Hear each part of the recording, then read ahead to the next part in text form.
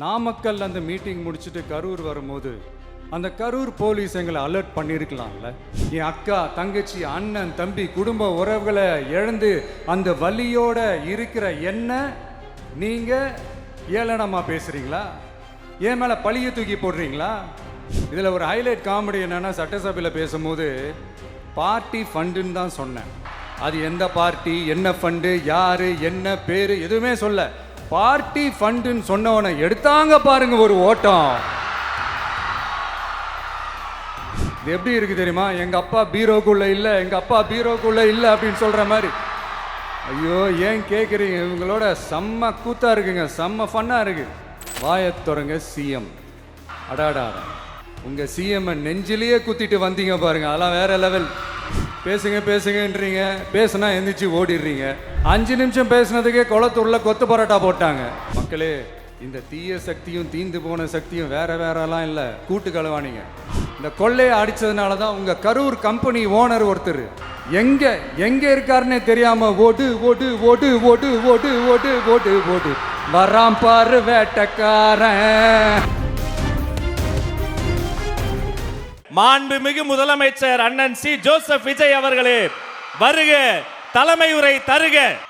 என் நெஞ்சில் குடியிருக்கும் கரூர் சொந்தங்கள், உங்கள் அனைவருக்கும் என்னுடைய வணக்கம். ஒரு மனுஷன் லைஃப்பில் எவ்வளோ பெரிய ஒரு உயரத்துக்கு போனாலும் மனசளவில் சில வலிகள், காயங்கள், அதை மறக்க முடியாது இல்லையா? எல்லார் லைஃப்லேயும் அப்படி தான், நமக்கும் அப்படி தான். நிறையா வலிகள், காயங்கள் எல்லாத்தையும் தாண்டி தான் வந்திருக்கிறோம். ஆனால் எல்லாத்தையும் விட ரொம்ப ஜாஸ்தியான அந்த வலியும் அந்த காயமும் எனக்கு அந்த கரூர் சம்பவம் தான். மக்களை சந்திக்கணும், மக்கள் பிரச்சனைகளை எடுத்து பேசணும். அதுக்காக தான் அந்த மக்கள் சந்திப்பு பயணத்தை தொடங்கி திருச்சி, அரியலூர், நாகப்பட்டினம், திருவாரூர், நாமக்கல், கரூர் அப்படின்னு சொல்லிட்டு போயிட்டுருந்தோம். அரியலூரில் அந்த மீட்டிங் முடிச்சுட்டு பெரம்பலூர் போகிறதுக்கு முன்னாடி அந்த பெரம்பலூர் போலீஸ் எங்களை அலர்ட் பண்ணாங்க. சரிங்க, கூட்டம் கொஞ்சம் ஜாஸ்தியாக இருக்குது, லேட் ஆகிடுச்சு, வராதிங்க அப்படின்ட்டு. So we had no choice. Police சொன்னால் நம்ம அதை ஒபே பண்ணி தானே ஆகணும். அதே நேரத்தில் பெரம்பலூர் மக்களோட அந்த சேஃப்டியும் மைண்டில் எடுத்துக்கிட்டு ஒரு மன வலியோடவே திரும்ப போயிட்டோம். அதுக்கப்புறம் பெரம்பலூர் தொகுதி மக்களுக்கு மன்னிப்பும் கேட்டோம். அதே மாதிரி நாமக்கல் அந்த மீட்டிங் முடிச்சுட்டு கரூர் வரும்போது அந்த கரூர் போலீஸ் எங்களை அலர்ட் பண்ணியிருக்கலாம்ல.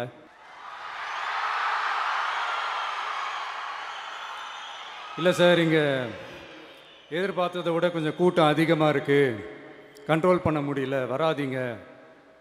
அண்ட் போலீஸ் நினச்சா அவங்க அந்த மீட்டிங்கே கேன்சல் பண்ணலாம். ஏதோ தப்பாக இருக்குது, ஏதோ தப்பாக தோணுது அப்படின்னு நினச்சிட்டாலே they have all the rights to cancel the meeting. எங்ககிட்ட கேட்கணும்லாம் ஒன்றும் அவசியமே கிடையாது. ஆனால் அதையெல்லாம் எதுவுமே செய்யாமல் அந்த ஹைவேல இருந்து அந்த ஸ்பாட்டுக்கு போலீஸே எங்களை உள்ளே கூட்டிகிட்டு வந்து விட்டு அந்த நாடகம்லாம் இருக்கு பாருங்க.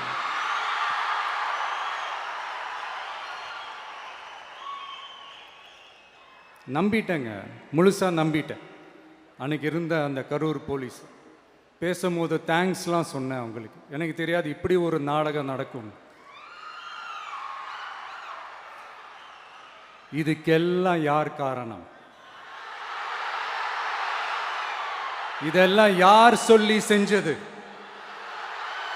இப்படி பண்ணுங்க, அப்படி பண்ணுங்க, சப்போஸ் அப்படி நடந்தா இப்படி பண்ணுங்க, சப்போஸ் இப்படி நடந்தா இந்த மாதிரி இன்ஸ்ட்ரக்ஷன்ஸ்லாம் கொடுத்து அந்த ப்ரெஷர் போடுறது யார்? அந்த சம்பவத்தில் நம்ம யாரெல்லாம் இழந்திருக்கோம் தெரியுமா? ஒரு டிவியில் என் படமோ பாட்டோ வந்துச்சுன்னா, அம்மா விஜய் மாமா, அம்மா விஜய் மாமா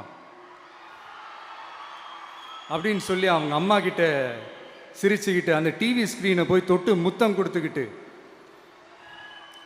என் அக்கா தங்கச்சிங்களோட தங்க பிள்ளைகளை இழந்திருக்கோம்யா. மழலை கூட சரியா வராதப்போ ஒரு பேப்பர் மேகசினில் என் ஃபோட்டோவை பார்த்தா அது சிரிச்சுக்கிட்டு அந்த கள்ளங்கபடம் இல்லாத அந்த சிரிப்பு, அந்த கடவுள் மாதிரி இருக்கிற அந்த பச்சை பிள்ளைங்களை இழந்திருக்கோம்யா. என் அக்கா, தங்கச்சி, அண்ணன், தம்பி, குடும்ப உறவுகளை இழந்து அந்த வலியோட இருக்கிற என்ன நீங்க ஏளனமா பேசுறீங்களா? என் மேல பழிய தூக்கி போடுறீங்களா? இப்படி ஒரு சம்பவம் நடந்துருச்சு. இது ஏன், எதனால, அதுக்கான பின்னணி என்னன்ட்டு அந்த வலியோட வீட்டில் உட்கார்ந்துட்டு இருக்கிறேன். ஓடி ஒளிஞ்சிட்டான்னு வர சொல்றீங்களா? வாயின்னு ஒன்று இருந்தா என்ன வேணாலும் பேசுவீங்களா?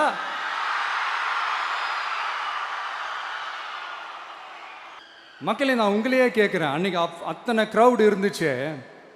அந்த க்ரௌடுக்கு தகுந்த மாதிரி போலீஸ் பாதுகாப்பு கொடுத்தாங்களா? இந்த இடத்தை எடுத்துக்க சொல்லி நாங்க தான் சொன்னோம்னு ஒரு போலீஸ் ஆஃபீஸர் பேட்டி கொடுக்கிறாரு. அதுக்கு என்ன அர்த்தம்? இவ்வளோ வலி, இவ்வளோ காயங்கள் கொடுத்துட்டு பழியை தூக்கி நம்ம மேல போட்டுட்டு அதுல ஒரு அரசியல் ஆதாயம் தேடுறீங்களேயா? இதுல வாய் கூசாம சட்டசபையில ஸ்டாலின் சார் நம்ம மேல திருப்பி விட்டு அங்க ஒரு அரசியல் செய்றாரு. அதுக்கு என்ன அர்த்தம்? நமக்காக வந்திருக்கிற மக்களை காக்க வைக்கிறதுக்கு நான் ஒன்றும் ஆதாயம் தேடுற அரசியல்வாதியெல்லாம் கிடையாது. மக்களுக்காக அரசியலுக்கு வந்தவன் இந்த விஜய். எனக்காக எல்லாமும் கொடுத்த என் மக்களுக்காக எல்லாத்தையும் விட்டுட்டு மக்களுக்காக மட்டுமே அரசியலுக்கு வந்தவன் இந்த விஜய். அவங்களுக்காக நன்றி கடன் செலுத்துறதுக்காக மட்டுமே அரசியலுக்கு வந்தவன் இந்த விஜய். உங்களுக்கு தான் இந்த விஜயை பற்றி நல்லா தெரியுமே. ஆனால் நம்ம எல்லாருக்குமே இத்தனை வலிகள், காயங்கள் கொடுத்தவங்களுக்கு இந்த 2026 தேர்தலில் தக்க பதிலடி கொடுத்துட்டீங்க. ஆனால் அது மட்டுமே பத்தாது மக்களே, அது மட்டுமே பத்தாது. காலகாலத்துக்கும் எழுந்திருக்கவே முடியாத அளவுக்கு நிரந்தரமான ஒரு பதிலடியை நீங்க கொடுத்துக்கிட்டே இருக்கணும். இப்படிலாம் பண்ணா நான் மக்களை விட்டு ஓடிடுவேன் நினைப்பா? யார் என்ன ஓடினாலும் நான் மக்களை விட்டுலாம் ஓட மாட்டேன். அன்னைக்கும் சொன்னேன், இன்னைக்கும் சொல்றேன், நாளைக்கும் சொல்றேன், தில்லா சொல்லுவேன், கெத்தா சொல்லுவேன். பணமா ஜனமா அப்படின்னு கேட்டா என் ஜனம் தான்டா எனக்கு முக்கியம்.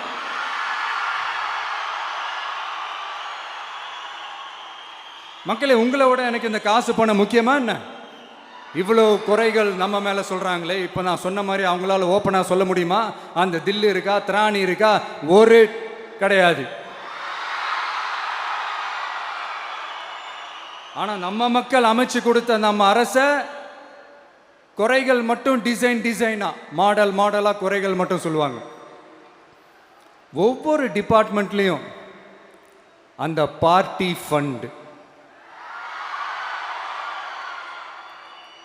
அந்த கட்சி நிதின்ற பேரில் அடிக்கிற கொள்ளையெல்லாம் இந்த தீய சக்தியாக இருக்கட்டும், தீந்து போன சக்தியாக இருக்கட்டும், ரெண்டு பேரும் மாறி மாறி இதே தான் செஞ்சிட்டு இருக்கிறாங்க. இதில் ஒரு ஹைலைட் காமெடி என்னன்னா, சட்டசபையில் பேசும்போது பார்ட்டி ஃபண்டுன்னு தான் சொன்னேன். அது எந்த பார்ட்டி, என்ன ஃபண்டு, யாரு, என்ன பேர் எதுவுமே சொல்ல. பார்ட்டி ஃபண்டுன்னு சொன்னவனை எடுத்தாங்க பாருங்க ஒரு ஓட்டம். எனக்கே ஃபஸ்ட்டு புரியல, ஏன்பா ஓடுறாங்க? அப்படி என்ன நம்ம இப்போ சொல்லிவிட்டோம்? அதான் அந்த குற்றம் உள்ள நெஞ்சுக்கு தான் குறுகுறேங்கும். இது எப்படி இருக்குது தெரியுமா? எங்கள் அப்பா பீரோக்குள்ளே இல்லை, எங்கள் அப்பா பீரோக்குள்ளே இல்லை அப்படின்னு சொல்கிற மாதிரி. ஐயோ, ஏன் கேட்குறீங்க? இவங்களோட செம்ம கூத்தாக இருக்குங்க, செம்ம ஃபன்னாக இருக்குது. சென்னையில் ஒரு பாலம் கட்டுறதுக்காக நார்மலாக ஆகிற செலவை விட அதிக செலவில், கிட்டத்தட்ட டபுள் மடங்கு செலவில் ஒரு டெண்டர் ஒன்று விட்டுருக்குறாங்க. அதையெல்லாம் தோண்டி எடுத்து அதெல்லாம் இப்போது கண்டுபிடிச்சி கேன்சல் பண்ணியிருக்கிறோம். இன்னும் எத்தனை கோடி ஊழல், எத்தனை லட்சம் குடல் தோண்ட வருமோ எங்களுக்கே தெரில. ஒவ்வொரு முகமுடியாக கிழியுது. ஐயோ, இந்த விஜய் ஒவ்வொரு கதையாக எடுத்து வெளியில் விட்டுருவான் போலேன்ட்டு திரும்புகிற பக்கம்லாம் கதறல் கதறல் கதறல். காதலேருந்து ரத்தம் வராத குறை. ஆமாம், இப்படி ஊழல்லே ஊறி போனவங்க இப்படி தான் இருப்பாங்க. இந்த 50-55 நாட்களில் அங்கே செஞ்ச சில விஷயங்கள்லாம் சட்டசபையிலே எடுத்து சொன்னேன். பட் இங்கே ஒரு சில விஷயங்கள் சொல்லணும்னு நினைக்கிறேன். இந்த மின்சாரத்துறையில் இதுக்கு முன்னாடி போட முடியாமல் இருந்த அந்த பதவி உயர்வை இப்போ தான் எங்களால் போட முடிஞ்சுது. அதுக்காக ஒரு அக்கா அழுதுகிட்டே ஒரு நன்றி சொன்னாங்களே, அதெல்லாம் உங்கள் கண்ணில் படாது அந்த வீடியோலாம், குறை சொல்கிறவங்களுக்கு. அடுத்து லஞ்சம்லாம் ஒழிக்க முடியாது, ஊழல்லாம் ஒழிக்க முடியாது, அதெல்லாம் பிளட்டிலேயே ஊறி போய் இருக்கு அப்படின்னு சொன்னவங்க போய் ஒவ்வொரு கவர்மெண்ட் ஆஃபீஸாக பாருங்க, ஒரு பைசா லஞ்சம் இல்லை. ஒரு பைசா ஊழல் இல்லை. வேலையெல்லாம் சும்மா டக்கு டக்கு டக்குன்னு நடக்குது. ஒரு பெரியவர் ஒருத்தர் சொல்றாரு, தம்பி வேலையெல்லாம் நடக்குது, ஆனா அதையும் தாண்டி எங்களுக்கு மரியாதை கொடுக்குறாங்க தம்பி, உட்கார வச்சுலாம் பேசுறாங்க. இதெல்லாம் இதுக்கு முன்னாடி நடந்ததே இல்லை. அவனை போய் பாரு, இவனை போய் பாரு, இந்த ஆஃபீஸரை போய் பாருன்னு சொல்லி அலைய விடுவாங்க. இப்போ லஞ்சம் இல்லை, ஊழல் இல்லை, வேலையெல்லாம் உடனே நடக்குது. மக்கள் அப்படி ஒரு பெருமூச்சு ஒன்று விடுறாங்க. அதை பார்த்து நமக்கு அப்படி ஒரு ஹாப்பினஸ். இதுக்கு மேலே என்ன வேணும்? ஏன் இதெல்லாம் பண்ண முடியாது? மனசுன்னு ஒன்று இருந்தால் பண்ணலாம். இப்போ பண்ணலை. அதே மாதிரி இந்த எல்என்டி நிறுவனத்தோட 18,600 crore 3 திட்டங்கள் அந்த ஒப்பந்தம், அந்த கையெழுத்து போட்டிருக்கிறோம். கிட்டத்தட்ட 8,200 பேருக்கு வேலை வாய்ப்பு. நான் சொல்கிறது அந்த 3 மாவட்டத்தை சேர்ந்தவங்களுக்கே அவ்வளோ வேலை வாய்ப்பு.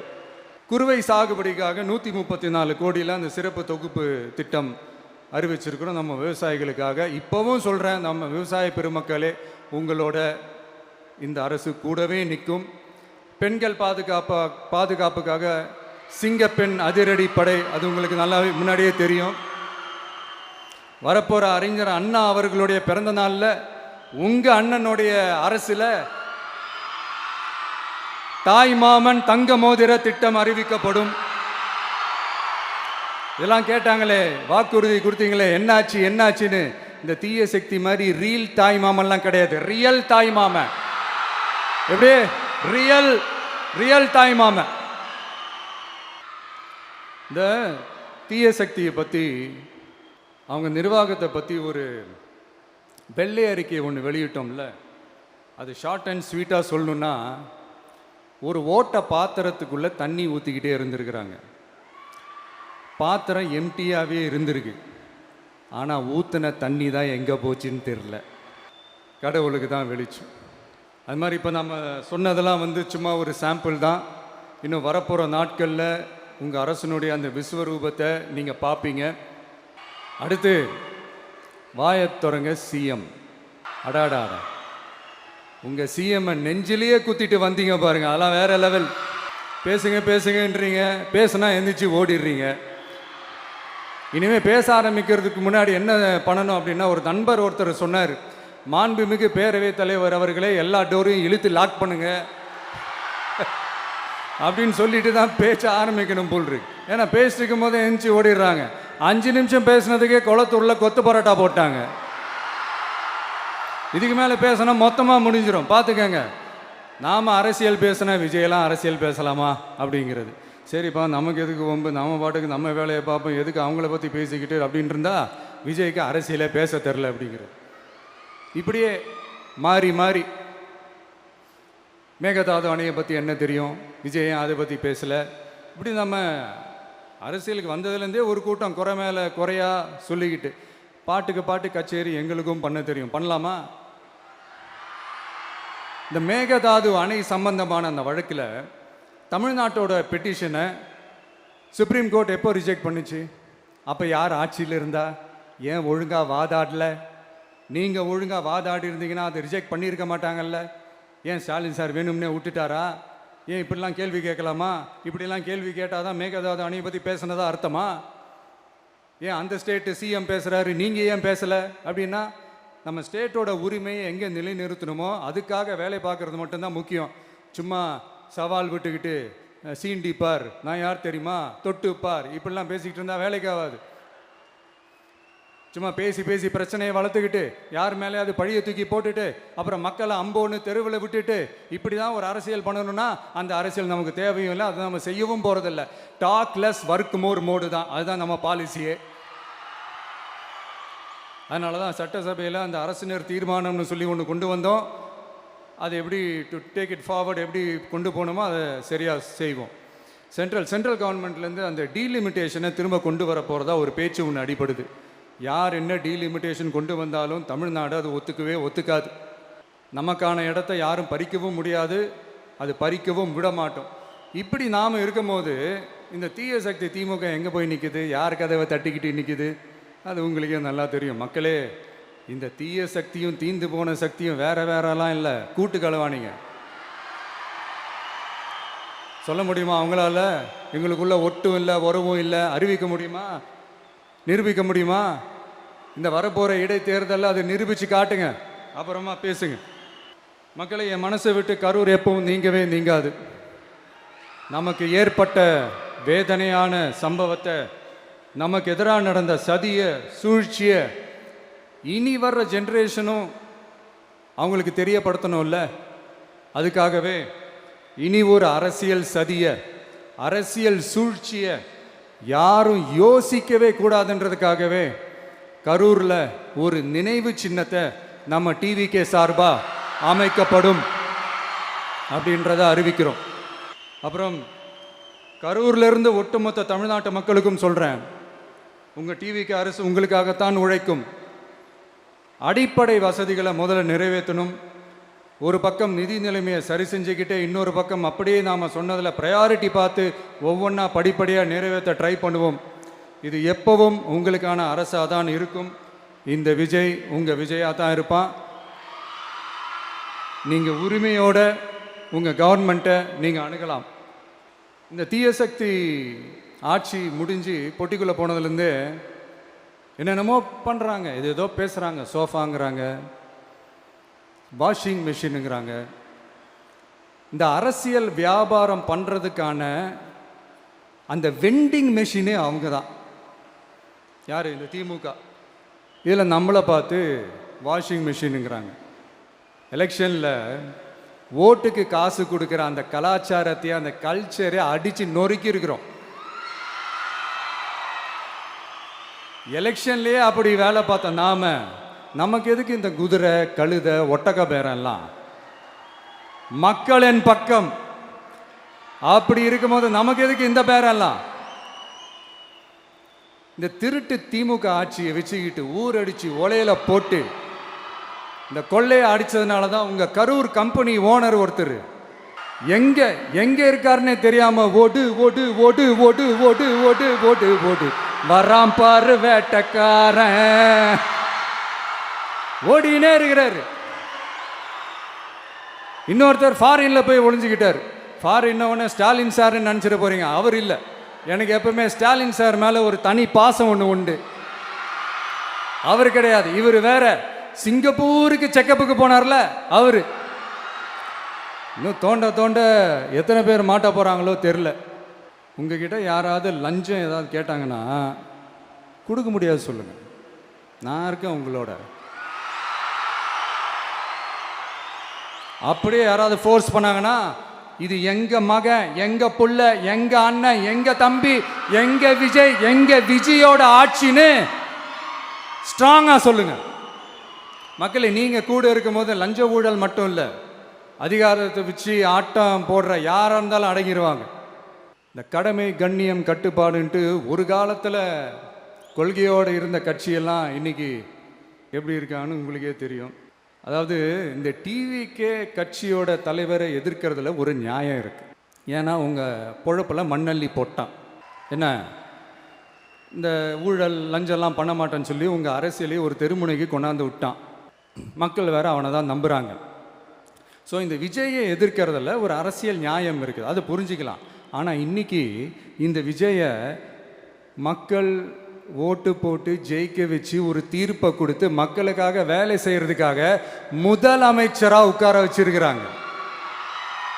இன்னமும் நீங்க தான் ஆட்சியில் இருக்கிற மாதிரி விஜய் கரூருக்கெல்லாம் போகக்கூடாது, விஜய் இங்கே போகக்கூடாது, அது செய்யக்கூடாது, இது செய்யக்கூடாதுன்னு எனக்கு புரியலையே. ஆட்சியில் இருக்கும் போது தான் இவ்வளோ கட்டுப்பாடெல்லாம் போட்டீங்க, எஸ்ஓபிஸ்லாம் போட்டீங்க, ஸ்டாலின் சார் ஆப்ரேட்டிங் ப்ரொசீஜர்லாம் போட்டீங்க. இப்போவும் அதே பண்ணிட்டு இருந்தீங்கன்னா என்ன சார் நியாயம்? இல்லை, நான் தெரியாமல் தான் கேட்குறேன். இன்னும் கனவுலையே இருக்கிறீங்களா? முதல்ல முழிச்சு வாங்க, ரியாலிட்டிக்கு வாங்க. உங்கள் ஆட்சியெல்லாம் வீட்டுக்கு போய் டிவிக்கேன்னு ஒரு ஆட்சி வந்து ரொம்ப நாள் ஆச்சு. ஒழுங்கா படி, ஒழுங்கா படி என்று சுப்ரீம் கோர்ட் ஓங்கி மண்டேலியே நறுக்கு நறுக்கு நறுக்கு என்று செம்மட்டியாலே அடிச்சும் இந்த திமுக முழிச்சிக்கல அப்படின்னா அப்போ கொஞ்சம் கஷ்டம்தான். வெற்றி தோல்வியெல்லாம் அரசியலில் சகஜம் சார். அதுக்காகலாம் வெறி பிடிச்சி இந்த பதவி வெறி பிடிச்செல்லாம் அலைய தேவையில்லை. நல்ல விதமாகவே சொல்கிறேன், நியாயமான அரசியல் பண்ணுங்க. ஓ, அதுதான் உங்களுக்கு தெரியாதுல்ல. இந்த தீய சக்தி திருத்தவும் முடியாது, அவங்களா திருந்துவாங்கன்னு பார்த்தா அதுவும் நடக்க போகிறதில்ல. அதனால் வரப்போகிற இடைத்தேர்தலில் மக்களே இந்த தீய சக்தி திமுகவை நல்லா வெச்சு வெளுத்து விடுங்க. கான்ஃபிடண்டா இருங்க மக்களே, நல்லதே நடக்கும், வெற்றி நிச்சயம். மீண்டும் சந்திக்கும் வரை நன்றி, வணக்கம்.